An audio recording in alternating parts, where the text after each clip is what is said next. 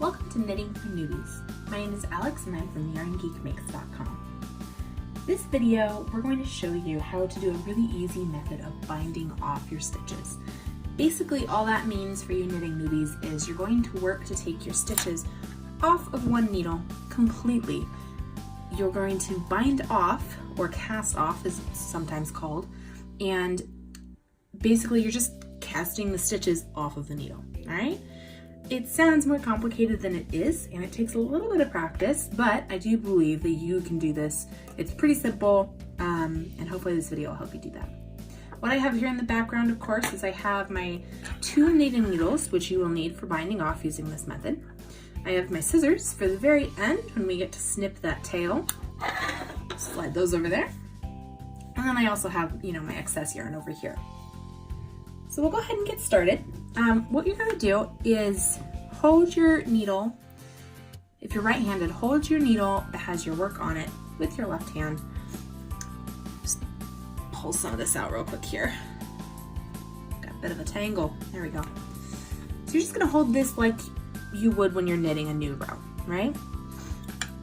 If we were going to keep knitting, we would just insert our needle and just keep going. We're not going to do that though, because we're ready to, take this little swatch we've made off the needle, call it good. Finish it up. All right, so you can see I have my swatch here, my work, kind of close to the tip of the needle. And this is the same way I've done it for all the other knitting videos so far. It's up close, but not too close that it just slides off, all right? I'm just gonna scooch that forward a little bit. You'll notice I'm using these fingers here and my thumb to kind of hold the work, leaving my index finger free to catch any wayward stitches. All right. Now this is a very simple method of binding off. It is, it's kind of a classic look. It's great. And if you watch carefully, it's actually just a couple of steps that are repeated over and over. The first thing you're gonna wanna do is knit the first 2 stitches that are on this left-hand needle and get those 2 stitches over to the right-hand needle. So we'll go ahead and just insert our stitch like we're knitting. All right, knit the first stitch. And then we're gonna go ahead and knit the second stitch as well. Voila. Now that we have 2 stitches on our right-hand needle, we need to actually start binding off. Basically what we're gonna do in this technique is take the stitch that is furthest down your needle, this one here, lift it up and over the next stitch and off of the needle itself. And that'll leave just this one stitch on the needle. I'll show you what that looks like. Basically, you're gonna use your left-hand needle here and very carefully insert your needle from the front through the stitch. Kind of like if you were purling, right? So you go from front, except instead of with purling, you go front to back. When you're binding off, you're just going along the front underneath from left to right. Now we're gonna need to lift this loop up so you can see, oops, you can see this is our loop. This right here, you can barely see my finger. That is our second stitch on the right-hand needle. We're gonna lift this loop up and over the one right here, okay? So it's a little tricky, especially the first couple I find. So go nice and slow, use your needle, lift it over like that and off, just like that. And you can see this right here, this is the loop that was on the right-hand needle. It was right about here on the right-hand needle, and now it's completely off. Oops, don't do that. You can pull to tighten if you want. If you feel it's a little loosey-goosey, just pull on the working end. And that's basically it. You're just gonna keep doing that. You need to have 2 stitches on the right-hand needle, so we only have the 1 because we just bound off the first one. So we're gonna go ahead and knit this next stitch. And then we're just gonna repeat that process. Insert your left-hand needle through that stitch. We're gonna lift it up and over the next one. And if it helps you to think of it this way, I kind of use my thumb, hold that one on the left-hand needle so it doesn't slide off. And then I tend to slide my right-hand needle down and kind of catch that second loop with the tip of my right-hand needle. and then you can just slide that off the left-hand needle. And there you can see we've got 2 stitches that have been bound off. And you're just going to repeat that. So you knit another stitch, and then lift this one up and over, and off the needle. Knit the next stitch, lift the first one, oops, make sure you go through, not catch any fibers, there you go.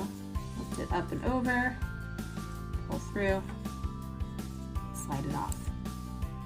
So you're going to keep doing this all the way across until you get down to the very last stitch on your right hand needle.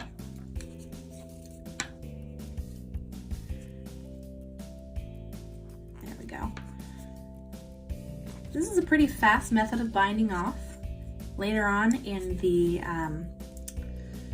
video that discusses binding off for double knitting, we'll show you a different method that's really cool, but is a little more time. It's actually a lot more time consuming, but worth it, trust me. But if you're just knitting with one color, nice and simple like this, this is a really nice bind off. All right, so we're down to 1 stitch on each of our loops, or each of our needles there. So we need to knit this last stitch, and voila, see? Now we're down to just the 1 needle, but we still need to get this loop up and over the next one. So we're gonna just keep doing what we've been doing across the whole row. Go up and over, and slide it off the needle. Now we can put this left-hand needle down. I'm just gonna pull the needle out a little bit so that my loop doesn't slip through. If you were to pull this, it's kind of like when you're frogging crocheting, you have all these loops come up.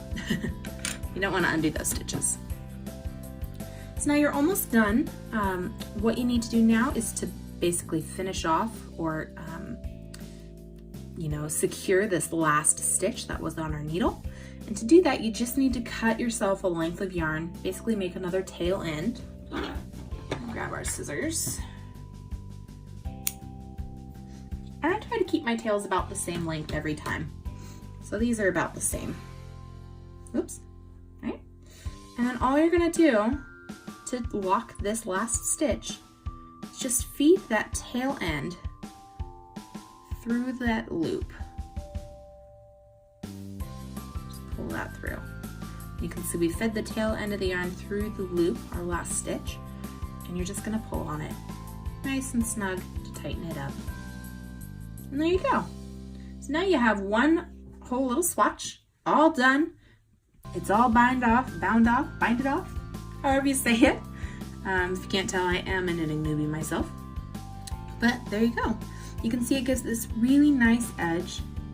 It's really pretty, and it looks really good from all directions. There's the front, there's the back. So it's a really, really pretty method of binding off. It's nice and secure, and we're ready to do whatever the heck we want with this swatch now. I made another swatch in yellow, tinier swatch so you can see it. Again, really, really pretty edging, and really, really good. It matches really well the style of that really easy bind off, or cast on, the really easy cast on that I showed you at the beginning of this video tutorial series. So it pairs well with that. And so that's how you bind off your stitches. And you'll do this, you know, for a number of different reasons when you're knitting, but usually it's to finish a swatch or finish a piece of work. If you're knitting a scarf, for instance, you'll knit all the way down the scarf and then bind off when you're ready to finish the scarf.